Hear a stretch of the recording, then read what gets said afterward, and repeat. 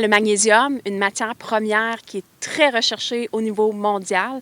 Alors, c'est ici, à Asbestos, Danville, que l'on va pouvoir, à partir des résidus miniers, faire vraiment fabriquer ce métal d'avenir qui est le magnésium. Plus léger, très fort, qu'on utilise dans des métaux structurants comme l'aluminium, qu'on utilise surtout pour la lutte au changement climatique. Les gens l'imaginent très peu, mais qui dit magnésium dit allègement des véhicules, qui dit allègement des véhicules dit moins de consommation d'essence, mais également quand on parle des voitures électriques, c'est aussi une augmentation du temps de la batterie également pour les véhicules électriques. Alors, il y a un potentiel extraordinaire sur lequel on a les deux pieds en ce moment. Donc, on part d'un résidu d'une ancienne mine industrielle pour lequel, avec un procédé de lixiviation, on va fabriquer une granule de chlorure de magnésium que l'on va ensuite passer à l'électrolyse et c'est à partir de cette matière qu'on forme le métal liquide qui sera ensuite coulé.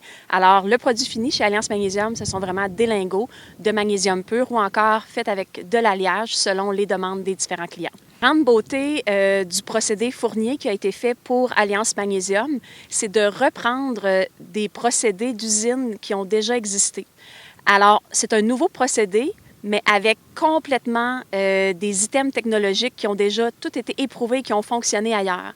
Alors, il y a une partie du procédé qui vient de l'ancienne usine Magnola et il y a une partie du procédé qui est plutôt celle de Norsk Hydro à Bécancour qui a déjà aussi produit pendant une dizaine d'années des lingots de magnésium. On simplifie tout ça et on en arrive à faire un procédé donc hyper fonctionnel, testé à l'usine pilote pour un produit fini qui est très, très attendu sur le marché international. Compte tenu de la grande demande pour le magnésium sur les marchés, il y a une quinzaine d'années, le marché mondial est à peu près à 300 000 tonnes annuelles, alors qu'il est près de 1 million maintenant. Donc, on a besoin d'avoir de nouveaux fabricants de magnésium, justement. Et la Chine produit à peu près pour 85 % du marché mondial, mais aussi comparativement à quelques années, il y a des transformateurs maintenant dans leur pays. Ils vont privilégier le marché interne, ce qui fait que ça crée une rareté ailleurs. Prenons par exemple les États-Unis, l'Union européenne ont même placé dans les dernières années le magnésium sur leur liste des matériaux critiques. C'est quoi un matériel critique?